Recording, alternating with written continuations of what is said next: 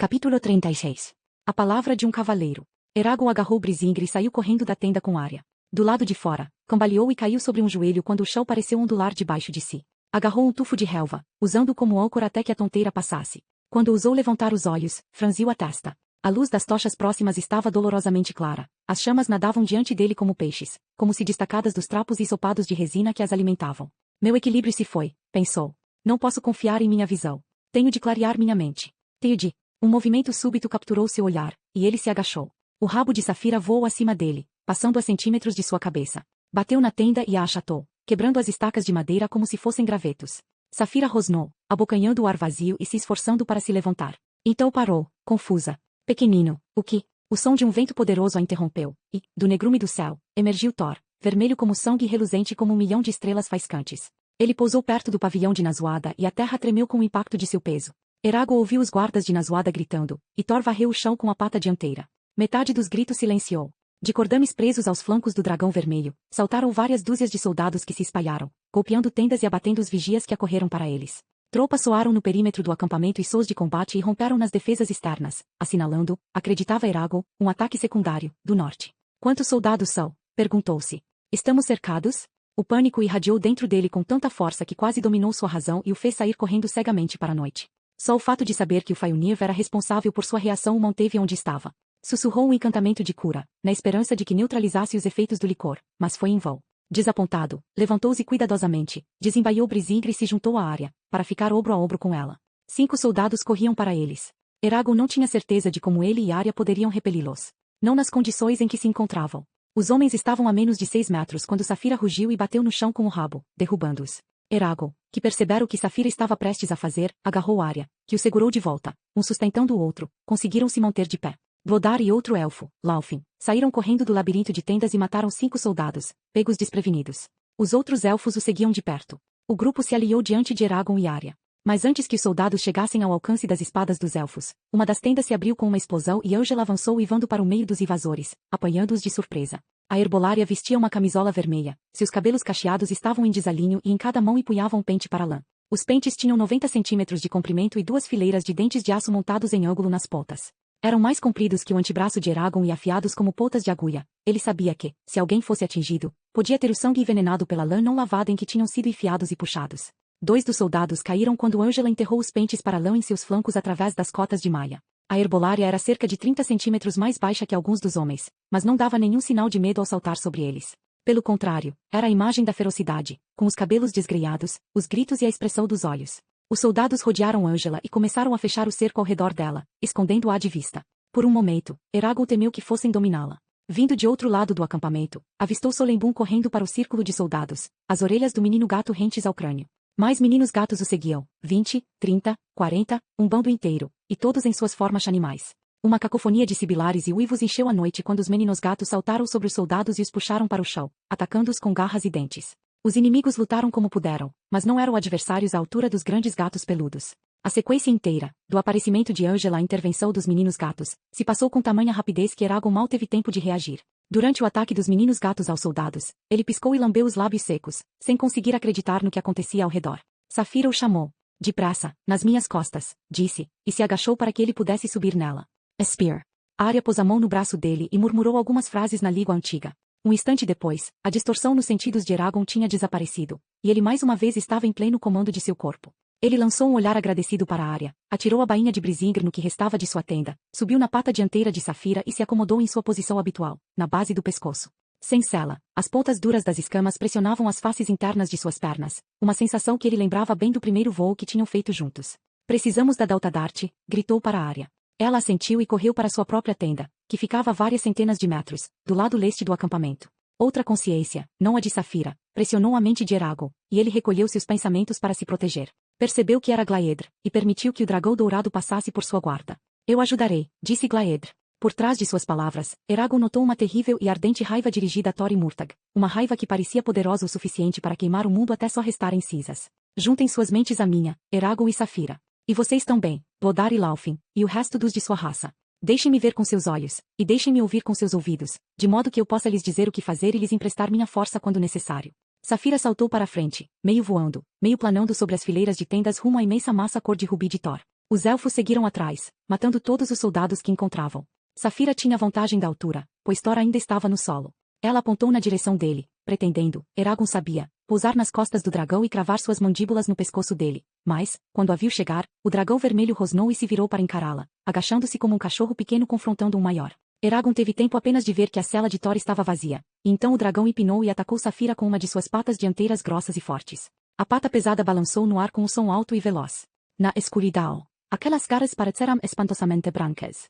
Saphira desviou, contorcendo o corpo para evitar o golpe. O chão e o céu se inclinaram ao redor de Eragon, que se viu olhando para o acampamento de baixo para cima enquanto a asa direita de Saphira estraçalhava a tenda de alguém. A força da virada desalojou Eragon, afastando-o de seu dragão. Escamas começaram a escorregar entre suas pernas. Ele cerrou as coxas e apertou as mãos ao redor do espinho à sua frente, mas o movimento de Saphira foi violento demais. Um segundo depois, suas mãos se soltaram do espinho e ele se viu despencando no ar, sem uma ideia clara do que estava acima e do que estava abaixo. Mesmo no decorrer da queda, ele se certificou de manter o punho cerrado em Brisingr e de deixar a espada afastada do corpo. Com defesas ou não, a espada ainda podia feri-lo, devido ao trabalho de magia de Hunon. Pequenino, Lara! Gritou Eragon, e, com um solavanco, parou onde estava no ar, a não mais que 3 metros do chão. O mundo pareceu continuar girando por mais alguns segundos, e ele vislumbrou a silhueta reluzente de Saphira quando ela retornou para vir pegá-lo. Thor urrou e cobriu as fileiras de tendas entre ele e Eragon com uma camada de chamas incandescentes de calor branco que saltaram para o ar. Gritos de agonia rapidamente se seguiam à medida que os homens dentro delas morriam queimados. Eragon levantou a mão para proteger o rosto. Sua magia o mantinha a salvo de ferimentos sérios, mas o calor era desconfortável. Estou bem. Não voltem, disse não só para Saphira, mas também para Glaedre e os elfos. Vocês têm de detê-los. Eu me encontrarei com vocês junto ao pavilhão de Nazuada. A desaprovação de Saphira foi nítida, mas ela alterou o curso para retomar seu ataque a Thor. Eragon terminou o encantamento e caiu ao chão. Aterrissou com suavidade e saiu correndo entre as tendas em chamas, muitas já desmoronando, lançando para o alto pilares de fagulhas alaranjadas. A fumaça e o fedor de lã queimada dificultaram-lhe a respiração. Ele tossiu, e seus olhos começaram a lacrimejar, borrando a parte inferior de sua visão.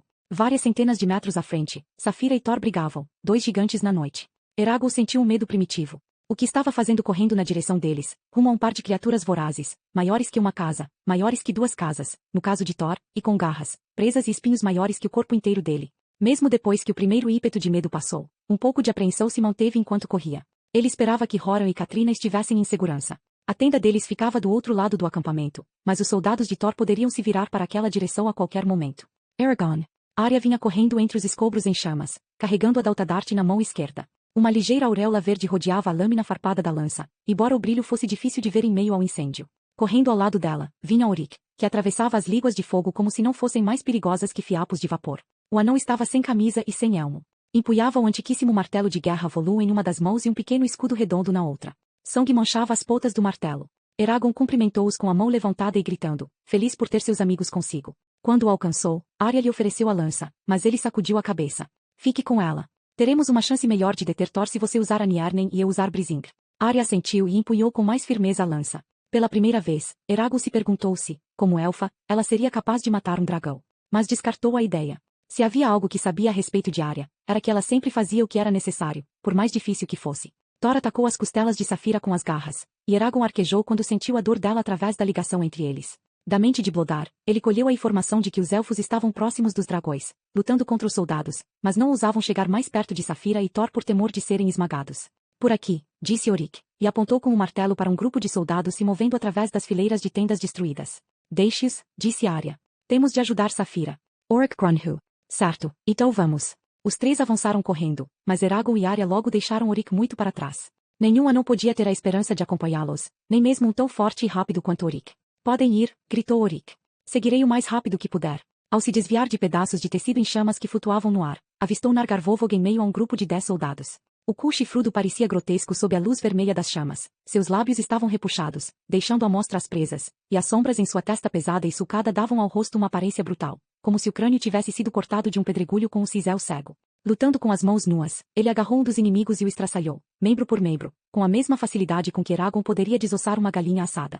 Alguns passos mais adiante, as tendas acabavam. Do outro lado das chamas, tudo era confusão.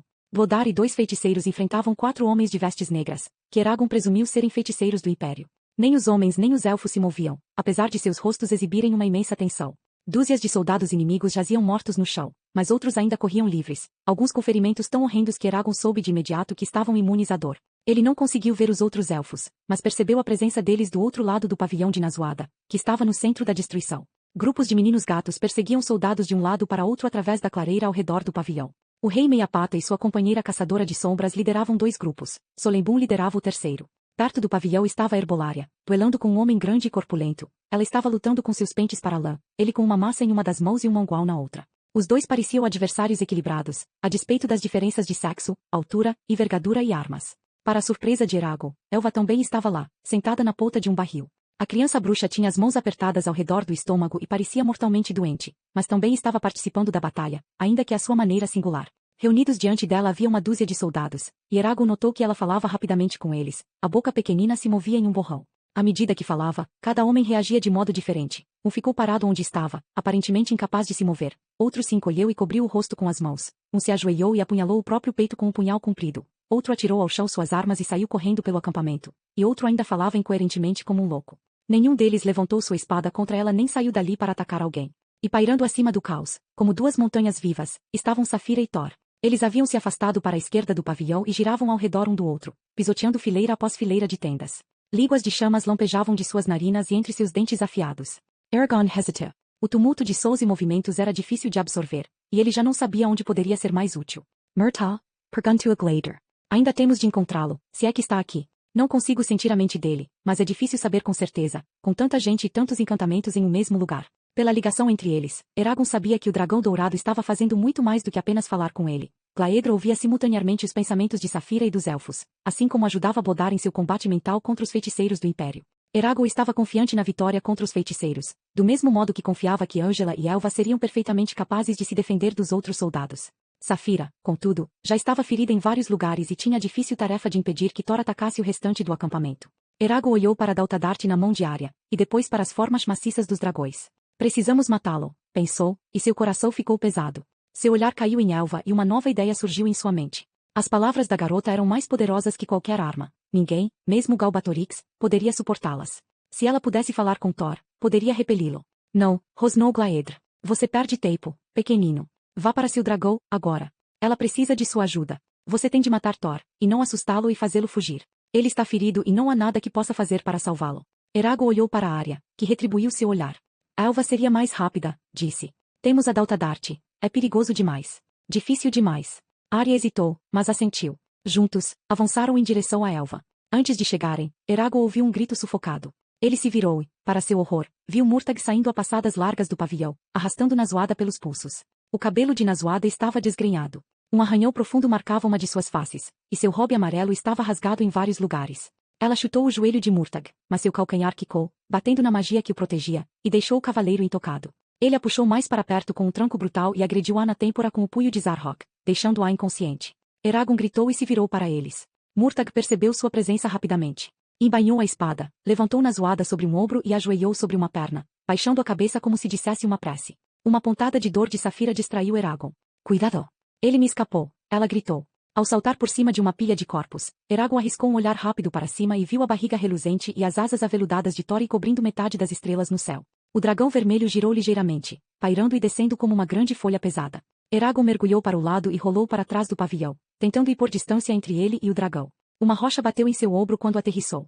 Sem reduzir a velocidade, Thor estendeu para baixo a pata dianteira direita, tão grossa quanto um tronco de árvore, e a fechou ao redor de Murtagh e Nazuada. A garra mergulhou escavando um grande naco de terra quando pegou os 2 seres humanos. Com um rugido triunfante, bateu as asas, fazendo a terra tremer, e começou a subir, afastando-se do acampamento. Safira saiu em sua perseguição. Serpentinas de sangue se desenrolavam das mordidas e havia marcas de garras ao longo de seus membros.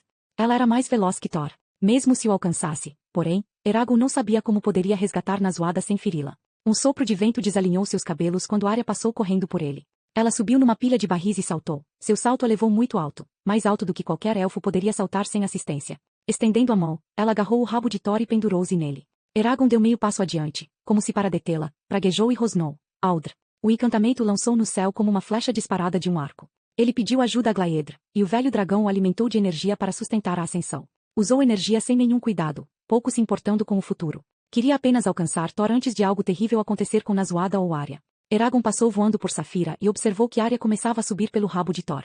Ela se agarrou aos espinhos ao longo da coluna dele com a mão direita, usando-os como degraus. Com a esquerda, enterrou-lhe a Daltadarte, apoiando-se com a lâmina da lança para içar-se cada vez mais para o alto no corpo do dragão.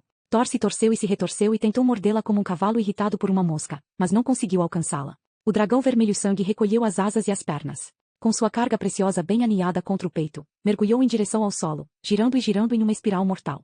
A Daltadarte se soltou da carne de Thor, e Arya ficou estendida na lateral do corpo dele, segurando-se a um dos espinhos do rabo apenas com a mão direita, aquela mais fraca, a mão que havia ferido nas catacumbas de Draciona. Não demorou muito, seus dedos se afrouxaram e ela caiu de cima de Thor, braços e pernas estendidos para fora. Sem dúvida em resultado do encantamento que lançou, seus giros diminuíram de violência e cessaram, até que ela flutuou errata no céu noturno. Iluminada pelo brilho da Daltadarte, que ainda segurava, ela pareceu a Eragon um vagalume verde pairando na escuridão.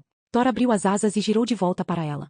Arya virou a cabeça para olhar Saphira e rodou no ar, encarando Thor. Uma luz maléfica surgiu subitamente entre as mandíbulas do dragão um instante antes de uma parede crescente de chamas jorrar de sua bocarra e rolar sobre Arya, obscurecendo sua forma. A essa altura, Eragon estava a menos de 12 metros de distância, perto o suficiente para o calor fazer arder sua face. As chamas se extinguiram e revelaram Thor dando as costas para Arya, dobrando-se sobre si mesmo tão rapidamente quanto seu tamanho permitia. O grande dragão balançou o rabo, chicoteando no ar mais depressa do que Arya poderia ter a esperança de se desviar. Não! Gritou Eragon. Houve um estalo quando o rabo acertou Arya. Ele a arremessou na escuridão como uma pedra lançada por um estilingue, e a Daltadarte se separou dela e caiu em arco, seu brilho diminuindo até se tornar um ponto que logo desapareceu. Tiras de ferro pareceram se apertar ao redor do peito de Eragon, tirando-lhe o ar e impedindo-lhe a respiração. Thor estava se afastando, mas Eragon ainda poderia alcançar o dragão se sugasse mais energia de Glaedr. Entretanto, sua conexão com Glaedr estava se tornando tênue e não podia ter esperança de levar a melhor sobre Thor e Murtagh sozinho e acima do solo, não quando Murtagh tinha dúzias ou mais de Eldonaria à sua disposição. Eragon praguejou, interrompeu o encantamento que o impelia através do ar e mergulhou de cabeça atrás de Arya. O vento uivou em seus ouvidos, repuxou-lhe os cabelos e as roupas, achatou a pele de sua face e o obrigou a estreitar os olhos. Um inseto se chocou contra ele no pescoço. O impacto doeu tão ferozmente quanto se tivesse sido acertado por uma pedra. Durante a queda, Eragon buscou com a mente a consciência de Arya. Tiveram um lampejo de percepção em algum lugar na escuridão quando Saphira passou voando rápido abaixo dele, com suas escamas opacas sob a luz das estrelas. Ela virou de cabeça para baixo, e Eragon a viu estender e agarrar um pequeno objeto escuro com as patas dianteiras. Uma pontada de dor trespassou a mente que Eragon havia tocado. Então, todo o pensamento cessou dentro dela e ele não sentiu mais nada. Estou com ela, pequenino, disse Saphira. Leta, disse Eragon, e sua velocidade reduziu, fazendo-o parar. Procurou Thor de novo, mas viu somente estrelas e trevas. A leste, ouviu 2 vezes o som indistinto de asas batendo, e tudo ficou em silêncio. Eragon olhou para o acampamento dos Varden. Retalhos em chamas brilhavam alaranjados e sombrios através de camadas de fumaça. Centenas de tendas estavam por terra, destruídas, ao lado de todos os homens que não tinham conseguido escapar antes de serem esmagados por Saphira e Thor. No entanto, aqueles homens não eram as únicas vítimas do ataque. Da altura em que estava, Eragon não conseguia discernir os corpos, mas sabia que dezenas dos seus haviam perecido. O gosto de cinzas encheu sua boca. Ele estava tremendo, lágrimas de raiva, medo e frustração enevoaram-lhe os olhos. Arya estava ferida, talvez morta. Nazuada tinha sido capturada, e logo estaria nas mãos dos torturadores mais habilidosos de Galbatorix. O desalento se apoderou de Eragon. Como poderiam continuar agora? Como poderiam ter esperança de vitória sem Nazuada para liderá-los?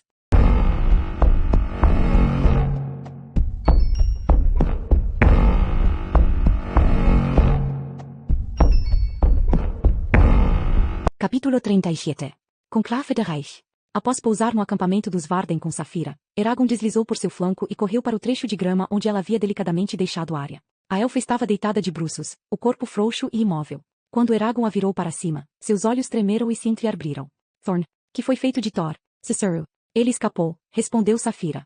De fora. Conseguiu resgatá-la? Eragon baixou o olhar e sacudiu a cabeça. Uma expressão de dor dominou o rosto de Arya. Ela tossiu e se contraiu, depois tentou se sentar. Um fio de sangue escorria do canto de sua boca. Espere, disse Eragon.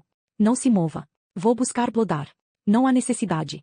Agarrando o ombro dele, Arya se levantou e rapidamente endireitou o corpo até ficar ereta. Prendeu a respiração quando seus músculos se esticaram, e estampada em seu rosto Eragon viu a dor que tentava esconder. Estou só dolorida, não há fraturas. Minhas proteções me defenderam do pior do ataque de Thor. Eragon tinha dúvidas, mas não insistiu. E agora? Perguntou Saphira, aproximando-se deles. O cheiro forte e almiscarado de seu sangue encheu as narinas de Eragon.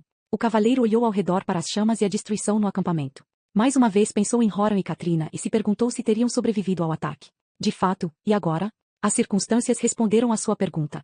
Um par de soldados feridos saiu correndo de uma nuvem de fumaça e desferiu um ataque contra ele e Arya. Quando Eragon afinal se livrou deles, 8 dos elfos tinham convergido para o lugar onde estavam. Depois que Eragon mostrou que não estava ferido, os elfos voltaram a atenção para Saphira e insistiram em curar as mordidas e os arranhões que Thor lhe havia infligido, ainda que Eragon tivesse preferido fazer aquilo por conta própria. Sabendo que a cura exigiria vários minutos, Eragon deixou Saphira com os elfos e saiu apressado pelas fileiras de tendas para a área próxima ao pavilhão de Nazuada, onde Blodar e 2 outros elfos ainda estavam presos em combate com o último dos 4 feiticeiros inimigos, que estava ajoelhado no chão, a testa encostada contra os joelhos e os braços apertados contra a nuca. Em vez de acrescentar seus pensamentos à luta, Eragon andou até ele, bateu em seu ombro e gritou. O bruxo estremeceu, sobressaltado, e a distração permitiu que os elfos ultrapassassem suas defesas. Eragon teve certeza disso porque o homem teve uma convulsão, rolou e caiu, o branco de seus olhos aparecendo, e uma espuma amarelada saindo de sua boca. Pouco depois, ele parou de respirar. Com frases curtas, Eragon explicou a Blodar e aos outros 2 o que havia acontecido com Arya e Nazuada. O pelo de Blodar se arrepiou, e seus olhos amarelos arderam de raiva. Seu único comentário, porém, foi dito na língua antiga. Teremos tempos difíceis pela frente, matador de espectros. Ele mandou que Yaela fosse procurar a Daltadarte e pediu que a trouxesse de volta de onde quer que tivesse caído. Juntos, Eragon, Blodar e Utinari, o elfo que ficará com eles, percorreram o acampamento, desentocando e matando os poucos soldados que tinham escapado aos dentes dos meninos gatos e às lâminas de homens, anões, elfos e urgaus. Eles também usaram sua magia para apagar alguns dos incêndios maiores, eliminando-os com a mesma facilidade com que se apaga a chama de uma vela. Durante todo o tempo uma sensação avassaladora de temor dominava Eragon, pressionando-o como uma pilha de cobertores encharcados e constrangindo-lhe a mente de tal modo que tinha dificuldade de pensar em qualquer outra coisa que não morte, derrota e fracasso. Sentia o mundo desmoronar ao seu redor, como se tudo pelo que ele e os Varden haviam lutado para conquistar rapidamente se desfizesse e não pudesse fazer nada para recuperar o controle. A sensação de impotência minava sua vontade de fazer qualquer coisa se não sentar em um canto e se entregar ao desespero. Mesmo assim, ele considerava que seria melhor estar morto do que ceder a tal impulso, de modo que continuou a se mover e a trabalhar ao lado dos elfos, apesar de seu desespero. Seu estado de espírito não ficou melhor quando Glaedro contatou. Se você tivesse me ouvido, poderíamos ter detido Thor e salvado Nazuada. E poderíamos não ter conseguido, respondeu Eragon. Ele não queria discutir mais o assunto, mas se sentiu compelido a acrescentar. O Senhor permitiu que sua raiva toldasse sua visão. Matar Thor não era a única solução, nem o Senhor deveria se sentir tão compelido a destruir um dos únicos membros que restam de sua raça. Não pense que pode me passar sermões, pequenino, retrucou Glaedr. Você sequer é capaz de começar a compreender o que perdi. Compreendo melhor que a maioria, respondeu Eragon, mas Glaedr já tinha se retirado de sua consciência, e Eragon não acreditava que o dragão o tivesse ouvido. Eragon tinha acabado de apagar um incêndio e estava se encaminhando para o seguinte quando Horan correu para ele e lhe agarrou o braço. Você está ferido? O alívio dominou Eragon quando viu o primo são e salvo. Não, respondeu. E Saphira? Os elfos já cuidaram de seus ferimentos. E Katrina? Ela está bem? Horan assentiu, e sua postura relaxou ligeiramente, mas sua expressão permaneceu preocupada. Eragon, disse ele, chegando mais perto. O que aconteceu? O que está acontecendo? Vi Jormundur correndo como uma galinha sem cabeça, e os guardas de Nazuada parecem sombrios como a morte. Não consigo fazer com que ninguém fale comigo. Ainda estamos em perigo? Galbatorix está a ponto de atacar? Eragon olhou ao redor e puxou Horan para um lado, onde ninguém mais poderia ouvir. Você não pode contar a ninguém. Ainda não, advertiu ele. Você tem minha palavra. Com algumas frases rápidas, Eragon resumiu a situação para o primo. Quando terminou, a expressão de Horan estava desolada. Não podemos permitir que os Varden comecem a debandar, disse. É claro que não. Isso não vai acontecer, mas é possível que o rei Orhin tente assumir o comando, ou, Eragon se calou ao ver um grupo de guerreiros passando por perto. Depois prosseguiu. Fique comigo, pode fazer isso por mim? É possível que eu precise da sua ajuda. Minha ajuda? Para que você precisaria de minha ajuda? O exército inteiro o admira, Horan, até os Urgaus. Você é martelo forte, o herói de Arogues, e sua opinião tem peso. Isso pode ser importante. Horan ficou em silêncio por um momento, então assentiu. Farei o que puder. Por ora, apenas fique de olho nos soldados, pediu Eragon, e seguiu em direção ao incêndio. Meia hora depois, à medida que o silêncio e a ordem começavam de novo a imperar no acampamento, um mensageiro informou a Eragon que Arya desejava sua presença imediata no pavilhão do rei Yorick. Eragon e Horan trocaram olhares e começaram a se encaminhar para o quadrante noroeste do acampamento, onde a maioria dos anões tinha montado suas tendas. Não há outra escolha, disse Jormundur. Nazuada deixou perfeitamente claro seus desejos. Você, Eragon, deve assumir o lugar dela e liderar os Varden. Os rostos no interior da tenda estavam sérios e duros. Sombras escuras pendiam das concavidades de suas têmporas e das rugas profundas dos senhos franzidos dos bípedes, como Eragon sabia que Saphira os teria chamado. A única que não estava de senho franzido era ela, sua cabeça enfiada na entrada do pavilhão de modo que pudesse participar do conclave, mas seus lábios estavam ligeiramente puxados para trás, como se estivesse a ponto de rosnar. Também presente estava o rei Orhin, com uma capa púrpura atirada sobre suas vestes de dormir. Arya, parecendo abalada, mas determinada. O rei Yorick, que havia encontrado uma camisa de cota de malha para se cobrir. O rei dos meninos gatos, Grimrur meia pata, com uma bandagem de linho ao redor de um corte de espada que levará no ombro direito. Nargar Vovog, o cu, curvado para evitar que os chifres roçassem contra o teto. E Horan, postado junto à parede da tenda, ouvindo o desenrolar do conclave. Até aquele momento sem fazer qualquer comentário. Ninguém mais tinha sido autorizado a entrar no pavilhão. Nem guardas, nem conselheiros, nem criados, nem Blodar ou os outros elfos. Do lado de fora, homens, anões e urgal se aglomeravam em dezenas diante da entrada. A tarefa deles era impedir qualquer pessoa, não importava quão poderosa ou perigosa, de interferir na reunião. E uma boa quantidade de encantamentos fora apressadamente lançada ao redor da tenda, a fim de proibir que qualquer um os ouvisse às escondidas, fosse por meios humanos, fosse por magia. Eu nunca quis isso, disse Eragon, olhando fixamente para um mapa da Alagaisia estendido sobre a mesa no centro do pavilhão. Nenhum de nós quis, retrucou o rei Orhin em tom cortante. Eragon achava que tinha sido sábio da parte de Arya realizar a reunião no pavilhão de Yorick. O rei anão era conhecido por ser partidário ferrenho de Naswada e dos Varden, e também era chefe de clã e irmão adotivo de Eragon, mas ninguém poderia acusá-lo de aspirar à posição de Naswada, nem os humanos o aceitariam como seu substituto. Ao realizar a reunião no pavilhão de Yorick, Arya tinha fortalecido a posição de Eragon e enfraquecido a de seus críticos, sem parecer endossar ou atacar nenhuma das duas. Ela era, Eragon tinha de admitir, muito mais talentosa em manipular os outros do que ele. O único risco que corriam era que os outros pensassem que Yorick fosse seu senhor, mas Eragon estava disposto a aceitá-lo em troca do apoio de seu amigo. Nunca quis isso, repetiu ele, levantou o olhar para encontrar os olhos vigilantes dos que o cercavam. Mas, agora que aconteceu, juro sobre os túmulos de todos os que perdemos que darei o melhor de mim para me mostrar à altura do exemplo de Naswada e liderar os Varden à vitória contra Galbatorix e o Império. Ele se esforçou para projetar um ar de confiança, mas a verdade era que a enormidade da situação o assustava e ele não tinha certeza de estar à altura da tarefa. Naswada fora impressionantemente capaz, e era intimidadora a ideia de fazer sequer metade do que ela fizera. Muito louvável, tenho certeza, disse o rei Orhin. Contudo, os Varden sempre trabalharam em concerto com aliados, os homens de Surda, nosso amigo rei Yorick e os anões das montanhas Beor, os elfos, e agora, mais recentemente, os urgaus liderados por Nargar Vovog e os meninos gatos. Ele balançou a cabeça para Grimrur, que assentiu brevemente em resposta. Não seria nada bom que nossos comandados nos vissem discordar uns dos outros em público. Vocês não concordam? É claro, disse o rei Orhin. Presumo, então, que você continuará a nos consultar em assuntos de importância, como fazia Naswada. Eragon hesitou, mas antes que pudesse responder, Orhin recomeçou a falar. Todos nós, ele gesticulou em direção aos outros na tenda, arriscamos muitíssimo nessa empreitada, e nenhum de nós gostaria de receber ordens.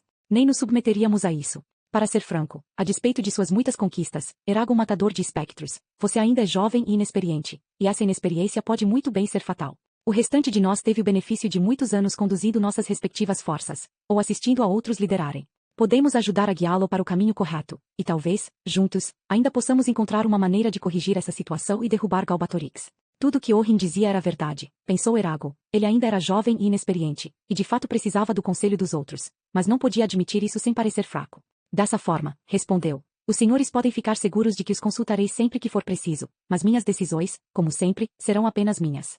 Perdoe-me, matador de espectros, mas tenho dificuldade de acreditar nisso. Sua familiaridade com os elfos, Orhin olhou para Arya, é mais do que conhecida. E você é um membro adotado do clã Injeitun, submetido à autoridade do chefe do clã deles, que por acaso é o rei Yorick. Talvez eu esteja enganado, mas me parece duvidoso que suas decisões venham a ser apenas suas. Primeiro o senhor me aconselha a ouvir nossos aliados. Agora não. Será que talvez não prefira que eu o ouça, e apenas ao senhor? A raiva de Eragon cresceu à medida que falava. Eu preferiria que suas escolhas fossem no melhor interesse de nosso povo, e não no de outra raça. Elas têm sido, rosnou Eragon. E continuarão a ser. Devo fiel vassalagem aos Varden e ao clã Injeitun, sim, mas também a Saphira, a Naswada e a minha família. Muitos exigem minha lealdade do mesmo modo que exigem a sua, majestade. Minha principal preocupação, contudo, é derrotar Galbatorix e o Império. Sempre foi. E se houver um conflito entre minhas lealdades, essa é a que terá precedência.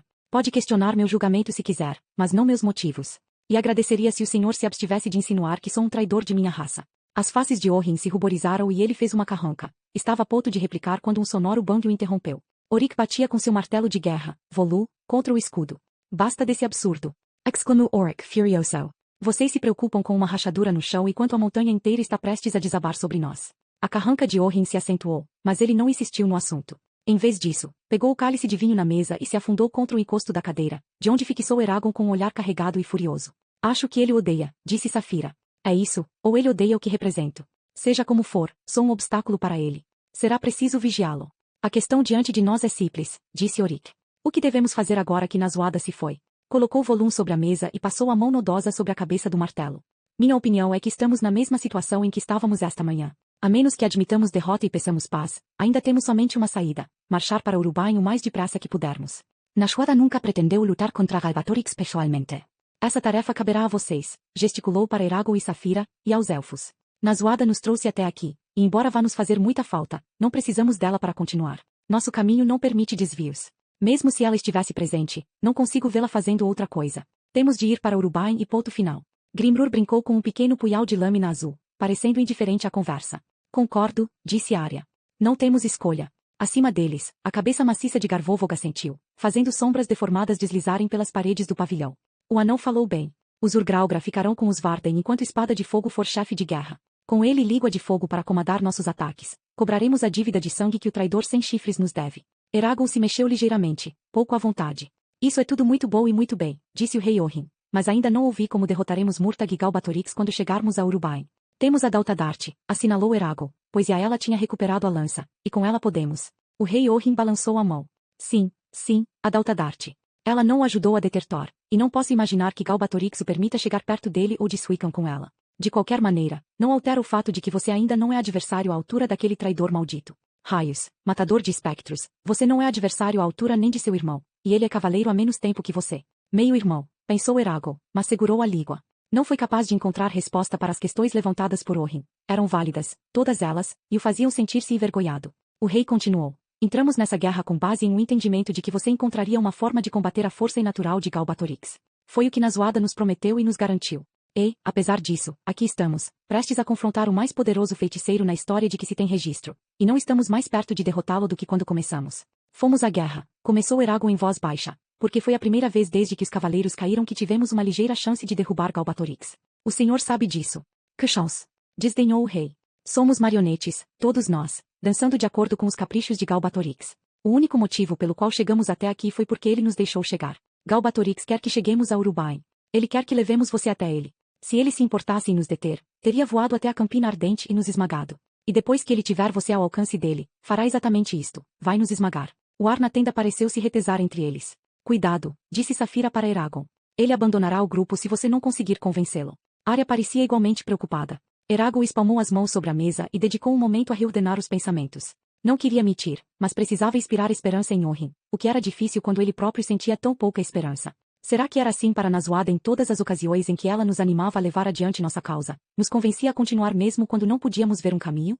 Nossa posição não é tão precária quanto o senhor afirma, declarou Eragon. Orhin fungou e bebeu de seu cálice. A Daltadart é uma ameaça para Galbatorix, prosseguiu Eragon, e essa é nossa vantagem. Ele a temerá. Por causa disso, podemos obrigá-lo a fazer o que queremos, ainda que apenas um pouco. Mesmo se não pudermos usá-la para matá-lo, poderíamos conseguir matar Suican. A ligação deles não é um verdadeiro laço eterno entre dragão e cavaleiro, mas a morte de Suican o feriria. Isso nunca acontecerá, disse Orhin. Ele agora sabe que temos a Daltadart e tomará as precauções apropriadas. Talvez não. Duvido que Murtag e Tora tenham reconhecido. Não, mas Galbatorix reconhecerá quando examinar a memória deles. E também saberá da existência de Glaedra, se eles já não lhe contaram, disse Safira para Eragon. Eragon sentiu-se ainda mais desanimado. Não havia pensado nisso, mas ela tinha razão. E lá se foi qualquer esperança de surpreendê-lo. Não temos mais nenhum segredo. A vida é cheia de segredos. Galbatorix não pode prever exatamente como vamos escolher lutar contra ele. Nisso, pelo menos, podemos surpreendê-lo. Qual das lanças da morte encontrou, matador de espectros? Perguntou Grimrur em tom aparentemente entediado. Dunir não, a orquídea. O menino gato piscou, e Eragon teve a impressão de que ele estava surpreso, embora sua expressão continuasse vazia como sempre. E orquídea. É mesmo? Que estranho encontrá-la nesta época, especialmente essa arma em particular. Por quê? Pergunte Jormungandr. A pequena língua rosada de Grimrur passou sobre suas presas. A Niarnen é notória. Ele prolongou o final da palavra. Antes que Eragon pudesse pressionar o menino gato para dar mais informações, Garvovog falou, sua voz áspera como rochedos. O que é essa lança mortal de que fala, espada de fogo? É a lança que feriu Safira em Belatona? Ouvimos histórias a respeito dela, mas eram de fato muito estranhas. Eragon lembrou tardiamente que Nashuada não havia contado nem aos Urgaus nem aos meninos gatos o que a Niarnen realmente era. Bem, pensou ele, agora não há como evitar. Ele explicou a Garvovog sobre a Daltadart, depois insistiu para que todos os presentes no pavilhão fizessem um juramento na língua antiga de que não falariam sobre a lança com mais ninguém sem permissão. Houve alguns resmungos contrariados, mas no final todos aceitaram, até o menino gato. Tentar esconder a lança de Galbatorix podia ter sido inútil, mas Eragon não via de que poderia servir permitir que todos soubessem da existência da Daltadart. Após o juramento, Eragon recomeçou a falar. Pois bem. Primeiro, temos a Daltadarte, e isso é mais do que tínhamos antes. Segundo, não planejo enfrentar Murtagh e Galbatorix juntos, nem nunca planejei. Quando chegarmos a Urubain, atrairemos Murtagh para fora da cidade e o cercaremos, com o exército inteiro, se necessário, inclusive os elfos, e o mataremos ou capturaremos de uma vez por todas. Ele olhou ao redor para os rostos reunidos, tentando transmitir-lhes a força de sua convicção. Terceiro, e isto é no que devem acreditar no fundo de seus corações, Galbatorix não é invulnerável, por mais poderoso que seja. Ele pode ter criado milhares e milhares de proteções para se defender, mas, a despeito de seu conhecimento e astúcia, ainda existem encantamentos que podem matá-lo, se conseguirmos ser inteligentes o suficiente para encontrá-los. Talvez eu venha a ser aquele que encontrará o encantamento que o derrotará, mas também pode ser um elfo ou um membro do Duvrangrangata. Galbatorix parece intocável, eu sei, mas sempre existe uma fraqueza, sempre existe uma pequena fenda por onde você pode enfiar uma lâmina e assim golpear o inimigo. Se os cavaleiros não conseguiram encontrar essa fraqueza, qual é a probabilidade de que nós consigamos? Perguntou o rei Orhin. Eragon abriu as mãos com as palmas viradas para cima. Talvez não consigamos. Nada na vida é certo, muito menos na guerra. Contudo, se os feiticeiros de nossas 5 raças reunidos não puderem matá-lo, devemos aceitar que Galbatorix continuará a reinar pelo tempo que quiser, e nada que possamos fazer vai mudar isso. O silêncio dominou a tenda, breve e profundo. Horan deu um passo adiante. Eu gostaria de falar, disse. Eragon viu os outros ao redor da mesa trocarem olhares. Diga o que quiser, martelo forte, disse Yorick, para a visível irritação do rei Orhin. Sangue demais e lágrimas demais já foram derramados para que desistamos agora. Seria desrespeitoso, tanto para com os mortos quanto para os que se lembram dos mortos. Essa pode ser uma batalha entre deuses. Ele pareceu perfeitamente sério para Eragon ao dizer isso. Mas, no que me diz respeito, continuarei lutando até que os deuses me abatam, ou até que eu os abata. Um dragão pode matar 10.000 lobos de uma só vez, mas 10.000 lobos juntos podem matar um dragão. Não é provável, resmungou Saphira na privacidade da mente dela e de Eragon. Horan deu um sorriso forçado. E temos nosso próprio dragão. Decidem como Quizram. Mas vou enfrentar Galbatorix em Urubai, mesmo que tenha de fazê-lo sozinho. Não sozinho, disse Arya. Sei que falo pela rainha Islanzadi quando digo que nosso povo estará com você. E o nosso também, ribombou Garvovog. E o nosso, afirmou Orik. E o nosso, disse Eragon em um tom que pretendia desencorajar qualquer discordância. Quando, depois de uma pausa, os 4 se viraram para Grimrur, o menino gato fungou e disse. Bem, suponho que também estaremos lá. Ele inspecionou as unhas afiadas. Alguém tem de se esgueirar por trás das linhas inimigas, e com certeza não serão os anões andando com suas botas de ferro. As sobrancelhas de Orik se levantaram, mas, se ficou ofendido, soube esconder bem. Orhin bebeu mais 2 vezes e enxugou a boca com as costas da mão. Muito bem, como quiserem, continuaremos a avançar rumo a Urubai. Sua taça estava vazia, e ele estendeu a mão para a garrafa à sua frente.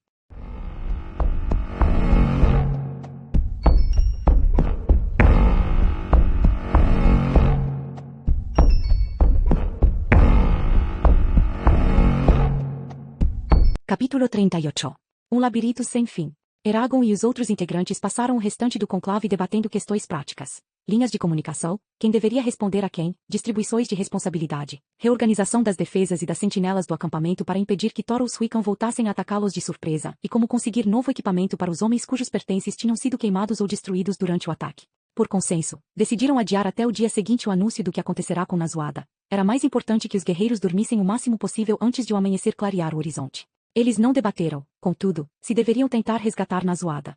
Era evidente que a única maneira de libertá-la seria tomar Urubai, e, quando isso acontecesse, ela provavelmente estaria morta, ferida ou presa a Galbatorix por juramento na língua antiga. Por isso, evitaram por completo o assunto, como se fosse proibido mencioná-lo. Mesmo assim, ela era uma presença constante nos pensamentos de Eragon. Cada vez que fechava os olhos, via Murtagh golpeá-la, os dedos escamosos da pata de Thor se fecharem ao redor dela e o dragão vermelho voar para longe na noite.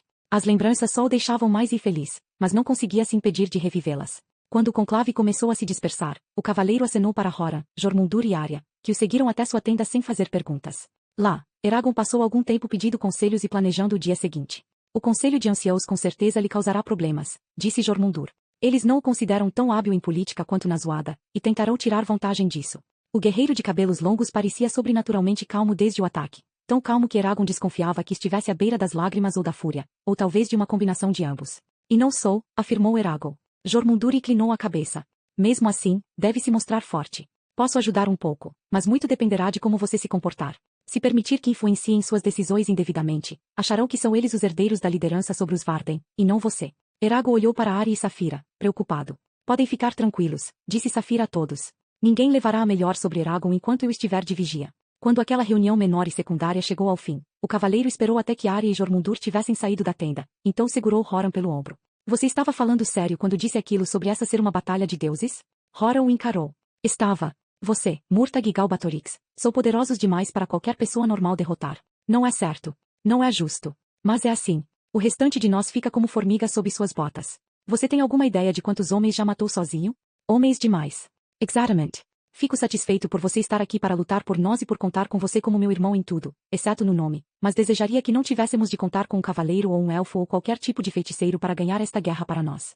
Ninguém deveria estar à mercê de outra pessoa. Não assim. Isso desequilibra o mundo. Horan saiu da tenda. Eragon se deixou cair no catre, sentindo-se atingido no peito. Ficou sentado ali por algum tempo, suando e pensando, até que a tensão de seus pensamentos desorganizados o fez saltar e sair apressado. Quando deixou a tenda, os 6 falcões da noite se levantaram de um salto, preparando as armas para acompanhá-lo para onde fosse. Eragon indicou com um gesto que ficassem onde estavam. Ele havia protestado, mas Jormundur tinha insistido em destacar os guardas de Nazuada, além de Blodar e dos outros elfos para protegê-lo. Não podemos deixar de ser cuidadosos, dissera. Eragon não gostava da ideia de ter ainda mais gente seguindo por todo lado, mas havia sido obrigado a concordar. Passando pelos guardas, Eragon seguiu depressa para onde Safira estava enroscada no chão. O dragão azul abriu um olho quando o cavaleiro se aproximou e depois levantou a asa para que pudesse se enfiar debaixo dela e se aninhar contra sua barriga morna. Pequenino, disse Safira, e começou a cantarolar baixinho. Eragon sentou-se encostado nela, ouvindo-a murmurar, e o suave farfalhar do ar fluía para dentro e para fora de seus pulmões. Atrás dele, a barriga de Safira subia e descia com uma cadência tranquilizadora. A presença dela teria sido suficiente para acalmá-lo em qualquer outro momento, mas não naquele.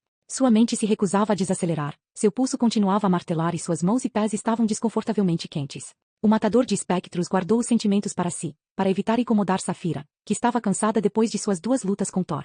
Logo adormeceu profundamente, o cantarolar se apagando no som contínuo de sua respiração. Ainda assim, seus pensamentos não lhe deram sossego. Por várias vezes, retornou ao mesmo fato impossível, mas indiscutível, era o líder dos Varden. Ele, que fora nada mais que o membro mais jovem de uma família pobre de fazendeiros, agora era o líder do 2º maior exército da Alagaesia. Isso lhe parecia absurdo, como se o destino estivesse brincando com ele, atraindo-o para uma cilada que o destruiria. Nunca quisera isso, nunca buscará isso, e mesmo assim os acontecimentos lhe tinham imposto aquela posição. Em que Nazuada estava pensando quando me escolheu para seu sucessor. Recordava-se dos motivos que ela tinha lhe dado, mas isso não serviu para acalmar suas dúvidas. Será que ela realmente acreditava que eu podia ocupar seu lugar? Por que não Jormundur?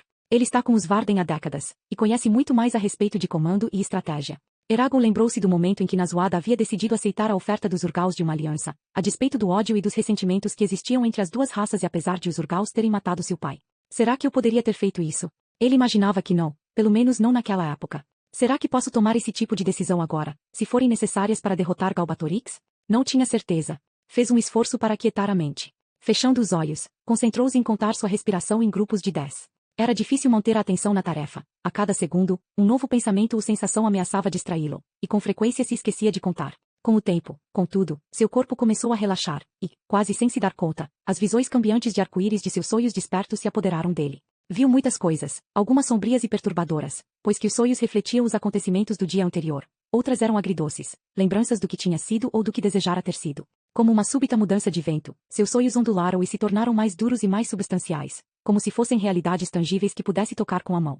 Tudo ao redor desapareceu, e ele contemplou outra época e outro lugar, um lugar que parecia ao mesmo tempo desconhecido e familiar, como se o tivesse visto apenas uma vez, e então tivesse sumido de sua lembrança. Abriu os olhos, mas as imagens ficaram com ele, obscurecendo o que o cercava, e soube que não estava vivendo a experiência de um sonho normal. Uma planície escura e solitária se estendia à sua frente, cortada por uma única tira de água que fluía, movendo-se lentamente para o leste, uma fita de prata batida, reluzente sob o clarão de uma lua cheia. Flutuando no rio sem nome, um navio alto e orgulhoso, com velas muito brancas içadas. Fileiras de guerreiros empunhando lanças e 2 figuras encapuzadas andando entre eles, como se numa passagem em revista formal. O cheiro de salgueiros e algodoeiros e uma sensação de sofrimento. O grito angustiado de um homem e um clarão de escamas, um borrão de movimento que escondia mais do que revelava. E mais nada senão silêncio e trevas. A visão de Eragon clareou, e ele estava de novo olhando para debaixo da asa de Safira. Soltou a respiração, que não percebera estar prendendo, e, com a mão trêmula, limpou as lágrimas dos olhos. Não conseguia compreender por que a visão o havia afetado tão profundamente. Será que foi uma premonição? Questionou-se. Ou será que algo está realmente acontecendo? E por que é importante para mim? Não conseguiu mais descansar. Suas preocupações retornaram ainda mais fortes e o assaltaram sem cessar, corroendo sua mente como ratos cujas mordidas pareciam infectá-lo. Por fim, saiu debaixo da asa de Safira, tomando cuidado para não despertá-la, e seguiu de volta para sua tenda. Como antes, os falcões noturnos se levantaram quando o viram. O comandante deles, um homem corpulento de nariz adulto, avançou para receber Eragon. Há algo de que precise, matador de espectros? Eragon lembrava vagamente que o nome do homem era Garven e que Nazuada lhe havia contado que ele perderá a razão depois de examinar a mente de elfos. O homem parecia bastante bem agora, embora seu olhar tivesse um traço sonhador. Apesar disso, Eragon presumia que Garven fosse capaz de se incumbir de seus deveres. Caso contrário, Jormundur nunca teria lhe permitido retornar ao posto. Não no momento, capitão, respondeu, mantendo a voz baixa. Ele deu mais um passo e se deteve. Quantos falcões noturnos foram mortos esta noite? 6, senhor. Uma guarda inteira. Teremos falta de pessoal por alguns dias, até podermos encontrar substitutos adequados. E depois disso precisaremos de mais recrutas. Queremos dobrar o efetivo de sua proteção. Uma expressão de angústia perturbou o olhar distante de Garven. Falhamos com ela, matador de espectros. Se houvesse mais de nós, talvez. Todos falhamos, retrucou Eragon. E se houvesse mais de vocês com ela, mais teriam morrido. O homem hesitou, mas assentiu com expressão miserável. Falhei, pensou Eragon, entrando em sua tenda. Nazuada era sua suzerana. Protegê-la era mais seu dever do que era dos falcões noturnos. No entanto, na única vez em que ela precisará de sua ajuda, havia sido incapaz de salvá-la. Praguejou ferozmente para si mesmo. Como seu vassalo, ele deveria buscar algum meio de resgatá-la, com a exclusão de tudo mais. Mas Eragon também sabia que ela não quereria que ele abandonasse os Varden por sua causa. Nazuada preferiria sofrer e morrer a permitir que sua ausência prejudicasse a causa a qual havia dedicado a vida. Eragon praguejou de novo e começou a andar de um lado para o outro na tenda. Sou o líder dos Varden. Só agora que ela se fora Eragon percebia que Nazuada havia se tornado mais do que apenas sua suzerana e comandante. Ela se tornará sua amiga e despertava nele a mesma necessidade de protegê-la que com frequência sentia a respeito de Arya. Se tentasse, contudo, poderia acabar custando aos Varden a guerra. Sou o líder dos Varden.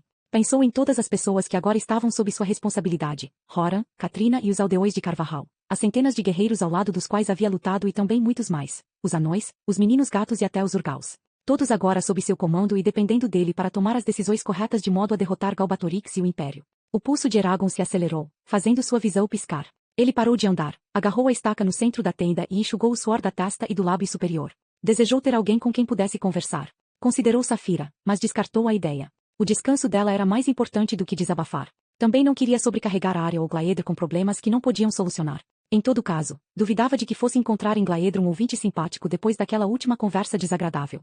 Eragon retomou seu circuito monótono. 3 passos para frente, meia volta, 3 passos para trás, meia volta, e assim por diante. Ele tinha perdido o cinto de Belot, o sábio. Tinha permitido que Murtagh e Thor capturassem Nazuada. E agora estava no comando dos Varden. Os mesmos pensamentos se repetiam em sua mente, e a cada repetição sua ansiedade aumentava. Ele se sentia preso em um labirinto sem fim, e ao redor de cada canto havia monstros à espreita, prontos para atacar. A despeito do que dissera durante a reunião com Orik, Orhin e os outros, não fazia ideia de como ele, os Varden ou seus aliados poderiam derrotar Galbatorix. Eu não seria capaz nem de resgatar Nazuada, presumindo que tivesse a liberdade para sair atrás dela e tentar. A amargura cresceu em seu íntimo. A tarefa diante dele parecia impossível. Por que isso teve que acontecer conosco? Praguejou e mordeu a boca por dentro até não conseguir aguentar a dor. Parou de andar e se deixou cair ao chão, passando as mãos ao redor da nuca. Não pode ser feito, não pode ser feito, sussurrou, balançando-se de um lado para o outro sobre os joelhos. É impossível. Em seu desespero, Eragon pensou em rezar para o deus dos anões, Guntera, pedindo ajuda, como já fizera antes. Depositar os problemas e dificuldades aos pés de uma força maior que ele e entregar seu destino àquele poder seria um alívio.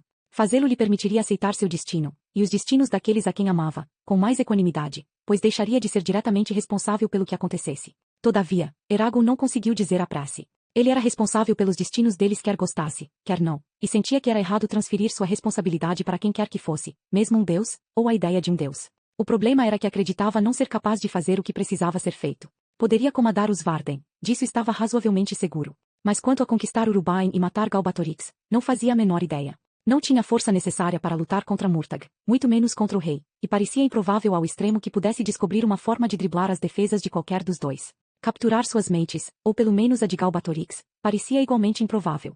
Eragon enterrou os dedos na nuca, esticando e arranhando a pele. Considerava freneticamente cada possibilidade, por mais improvável que fosse. Pensou no conselho que Solembun lhe dera em Teir muito tempo antes. O menino gato lhe dissera, ouça com atenção, pois lhe direi 2 coisas.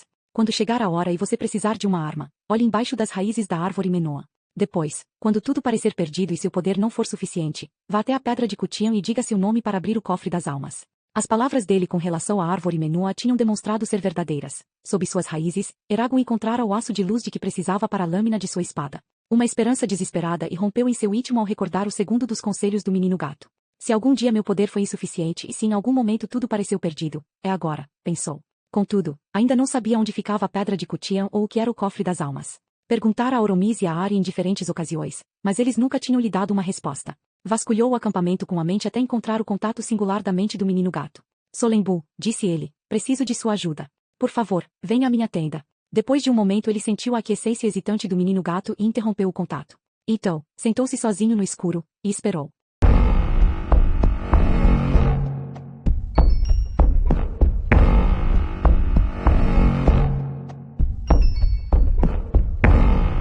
Capítulo 39. Labyrinthos indistintos. Mais de um quarto de hora se passou antes que a aba da tenda de Eragon se mexesse e Solembu entrasse passando por ela, os pés macios quase silenciosos no chão. O menino gato passou por Eragon sem olhar para ele, saltou para o catre e se instalou em meio aos cobertores. Em seguida começou a lamber a pele entre as garras da pata direita. Ainda sem olhar para Eragon, disse, não sou um cachorro para ir e vir quando você chama, Eragon. Nunca pensei que fosse, respondeu Eragon. Mas preciso de você, e é urgente. MMH. O raspar da língua de Solembu se tornou mais alto quando ele se concentrou na palma coriácea de seu pé. Então, fale, matador de espectros. O que você quer?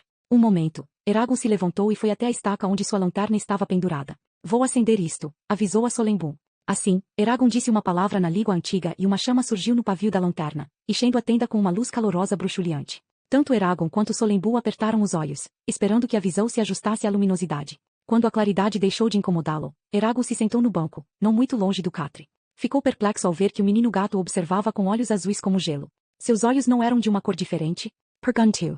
Solembu piscou uma vez, e seus olhos mudaram de cor, passando para o dourado. Então, recomeçou a limpeza da pata. O que você quer, matador de espectros? A noite é para fazer coisas, não para ficar sentado conversando. A ponta do rabo franjado chicoteou de um lado para o outro. Eragon umedeceu os lábios, sua esperança o estava deixando nervoso. Solembu, você me disse que quando tudo parecesse perdido e meu poder não fosse suficiente, eu deveria ir até a pedra de Cutian e abrir o cofre das almas. O menino gato fez uma pausa nas lambidas. Ah, aquilo. Sim, aquilo. Preciso saber o que quis dizer. Se houver algo que possa nos ajudar contra Galbatorix, preciso saber o que é agora, não mais tarde, não depois que eu conseguir decifrar este ou aquele enigma, mas agora. Onde posso encontrar a pedra de Cutian e como faço para abrir o cofre das almas? E o que vou encontrar dentro dele? As orelhas de pontas pretas de Solembu se inclinaram ligeiramente para trás, e as garras da pata que ele estava limpando se estenderam parcialmente para fora. Não sei. Você não sabe? Perguntou Eragon com incredulidade. Você precisa repetir tudo o que digo? Como você pode não saber? Não sei. Inclinando-se para a frente, Eragon agarrou a pata grande e pesada de Solembu. As orelhas do menino gato se abaixaram e ele sibilou e curvou a pata para dentro, enterrando as garras na mão de Eragon. O cavaleiro deu um sorriso tenso e ignorou a dor. O menino gato era mais forte do que ele havia esperado, quase forte o suficiente para tirá-lo do banco. Chega de enigmas. Preciso da verdade, Solembu. Onde você conseguiu essa informação e o que ela significa? O pelo ao longo da coluna de Solembu se eriçou. Às vezes enigmas são a verdade, seu humano estúpido. Agora largue-me, senão arranco fora seu rosto e faço de suas tripas comida para os corvos. Eragon continuou segurando por mais um momento, depois soltou a pata de Solembu e se inclinou para trás. Cerrou a mão para ajudar a amortecer a dor e parar o sangramento. Solembu olhou furioso para ele com os olhos estreitados, sem mais nenhuma encenação de distanciamento. Eu disse que não sei porquê. Pense o que quiser, eu não sei. Não tenho nenhum conhecimento de onde pode ficar a pedra de Cutian, nem de como você poderia abrir o cofre das almas, nem do que o cofre poderia conter. Diga isso na língua antiga. Os olhos de Solembu se estreitaram ainda mais, mas ele repetiu o que tinha acabado de dizer na língua dos elfos, e Eragon teve certeza de que estava falando a verdade. Tantas perguntas ocorreram a Eragon que ele mal soube qual fazer primeiro. Como ficou sabendo da existência da pedra de Cutian? Mais uma vez o rabo de Solembu chicoteou de um lado para outro, alisando as pregas no cobertor. Pela última vez, não sei. Nem ninguém de minha raça sabe. Então como? Eragon se calou, dominado pela confusão. Pouco depois da queda dos cavaleiros, surgiu uma convicção entre os membros de nossa raça de que, se encontrássemos um novo cavaleiro, um que não estivesse submetido a Galbatorix, deveríamos dizer a ele o que eu lhe disse, sobre a árvore Menua e a pedra de Cutian. Mas, de onde veio a informação? O focinho de Solembu se franziu quando arreganhou os dentes num sorriso desagradável. Isso não podemos dizer, sabemos apenas que quem foi responsável pela informação tinha boa intenção. Como pode saber disso? Exclamou Eragon. E se tiver sido Galbatorix? Ele poderia estar tentando enganar vocês. Poderia estar tentando enganar Safira e eu, para nos capturar. Não, disse Solembu, e suas garras se enterraram no cobertor debaixo dele. Meninos gatos não são tão facilmente enganados quanto os outros. Galbatorix não está por trás disso. Tenho certeza. Quem quer que tenha sido, é a mesma pessoa ou criatura que acertou para que você encontrasse o aço de luz para sua espada. Galbatorix teria feito aquilo? Eragon franziu o senho. Vocês não tentaram descobrir quem estava por trás disso. Tenemos. Não descobrimos. O menino gato eriçou o pelo. Existem duas possibilidades. A primeira é que nossas memórias tenham sido alteradas contra nossa vontade e que sejamos os peões de uma entidade nefasta. A segunda é que tenhamos concordado com a alteração, seja lá por que motivo. Talvez até tenhamos excluído as lembranças nós mesmos. Acho difícil e desagradável acreditar que alguém poderia ser bem-sucedido em interferir com nossas mentes. Alguns de nós, eu compreenderia. Mas nossa raça inteira? Não. Não pode ser. Por que teriam sido vocês, os meninos gatos, os escolhidos para guardar essa informação? Porque, imagino, sempre fomos amigos dos cavaleiros e dos dragões. Somos os observadores. Os ouvintes. Os viajantes. Caminhamos sozinhos pelos lugares escuros do mundo e lembramos o que é e o que foi. O olhar de Solembun se desviou. Compreendo o seguinte, Eragon.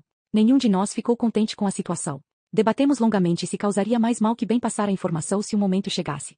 No final, a decisão foi minha, e decidi dizer a você, pois me pareceu que precisava de toda a ajuda que pudesse obter. Faça disso o que quiser. Mas o que devo fazer? Perguntou Eragon. Como vou encontrar a pedra de Cutian? Isso não sei. Então que utilidade tem a informação? Daria no mesmo se eu não a tivesse ouvido. Solembun piscou uma vez. Existe outra coisa que posso lhe dizer. Pode não significar nada, mas talvez possa lhe mostrar o caminho. O quê? O que é? Se você esperar, eu lhe direi. Quando o encontrei em Teir, tive um estranho sentimento de que você deveria ter o livro do Mia Abril Virda. Levei muito tempo para consegui-lo, mas fui o responsável por Geu ter lhe dado o livro. O menino gato levantou a outra pata e, depois de um exame rápido, começou a lambê-la. Você teve outros estranhos sentimentos durante os últimos meses? Perguntou Eragon. Apenas uma vontade louca de comer cogumelos vermelhos, mas passou bem depressa. Eragon fungou e se inclinou para puxar o livro de debaixo do catre, onde o guardava com o restante do material de escrita. Ele olhou para o grande volume encadernado em couro antes de abri-lo numa página ao acaso. Como de hábito, o conjunto cerrado de runas não fez nenhum sentido para ele à primeira vista. Só depois de um esforço concentrado conseguiu decifrar algumas delas, que, se acreditarmos em Taladoros, significaria que as próprias montanhas foram resultado de um encantamento. Isso, é claro, é absurdo, porque... Eragon rosnou de frustração e fechou o livro. Não tenho tempo para isso. É grande demais, e sou um leitor muito lento. Já li um bom número de capítulos e não vi nada que tivesse a ver com a Pedra de Cutian ou o Cofre das Almas. Solembun o encarou por um momento. Você poderia pedir a alguém que o lesse para você, mas se houver um segredo escondido no do Mia Abril Virda, talvez você seja o único que poderá vê-lo. Eragon resistiu ao desejo de praguejar. Levantando de um salto do banco, começou a andar de um lado para o outro de novo. Por que você não me falou disso antes? Não me pareceu importante. O meu conselho com relação ao cofre e à pedra seriam úteis ou não seriam, e o conhecimento das origens da informação, ou a falta desse conhecimento, não teria mudado nada. Mas se eu tivesse sabido que o livro tinha algo a ver com o Cofre das Almas, teria passado mais tempo lendo. Mas não sabemos se tem, disse Solembun. A língua dele deslizou para fora da boca e passou sobre os bigodes de cada lado de sua face, alisando-os. O livro pode não ter nada a ver com a Pedra de Cutian ou o Cofre das Almas. Quem poderá saber? Além disso, você já o estava lendo. Você teria realmente passado mais tempo com ele se eu tivesse lhe dito que tinha uma sensação, um sentimento, e veja bem, nada mais que isso, de que o livro poderia ser importante para você. Talvez não, mas mesmo assim deveria ter me dito. O menino gato enfiou a pata dianteira debaixo do peito e não respondeu. Eragon fez cara feia, agarrando o livro com a sensação de que queria rasgá-lo. Não pode ser tudo. Tem de haver outra informação que você esqueceu. Muitas, mas nenhuma, creio, que esteja relacionada a isso. Em todas as suas viagens pela Lagaesia, com Angela e sem ela, você nunca encontrou nada que pudesse explicar esse mistério? Ou mesmo apenas algo que pudesse ser útil contra Galbatorix? Encontrei você, não foi? Não tem graça, rosnou Eragon. Raios, você tem de saber mais alguma coisa. Não sei. Então pense. Se eu não conseguir encontrar alguma ajuda contra Galbatorix, nós perderemos, Solembun. Perderemos, e a maioria dos Varden, inclusive os meninos gatos, morrerão. Solembun sibilou de novo. O que você espera de mim, Eragon? Não posso inventar ajuda onde não existe. Leia o livro. Estaremos em Urubain antes que eu consiga terminá-lo. O livro poderia não existir. As orelhas de Solembun se abaixaram de novo. Não é minha culpa. Não me importo se é. Quero apenas uma forma de impedir que acabemos mortos ou escravizados. Paus. Você tem de saber mais alguma coisa. Solembun emitiu um rosnado baixo e prolongado. Não sei. E, você tem de saber ou estaremos acabados. No momento em que Eragon disse as palavras, viu uma mudança ocorrer no menino gato. As orelhas de Solembun se empinaram até estarem bem eretas, os bigodes relaxaram e seu olhar se suavizou, perdendo o brilho duro. Ao mesmo tempo, sua mente se tornou estranhamente vazia, como se a consciência dele tivesse sido paralisada ou removida. Eragon ficou imóvel, hesitante. Ele sentiu Solembun dizer, com pensamentos mortiços, inexpressivos e sem cor como uma poça de água sob um céu de inverno nublado. Capítulo 47. Página 3. Comece com a segunda passagem. O olhar de Solembun se aguçou, e suas orelhas voltaram à posição anterior. O que foi? Perguntou com evidente irritação. Por que está olhando para mim assim boquiaberto? O que você acabou de dizer? Disse que não sei mais nada. E isso? Não, a outra coisa, sobre capítulo e página. Não brinque comigo. Eu não disse nada. Você disse. Solembun o examinou por vários segundos. Com pensamentos extremamente calmos, disse. Diga-me exatamente o que você ouviu, Cavaleiro de Dragão. Eragon repetiu as palavras tão exatamente quanto pôde. Quando acabou, o menino gato ficou em silêncio por alguns momentos. Não tenho nenhuma lembrança disso, declarou.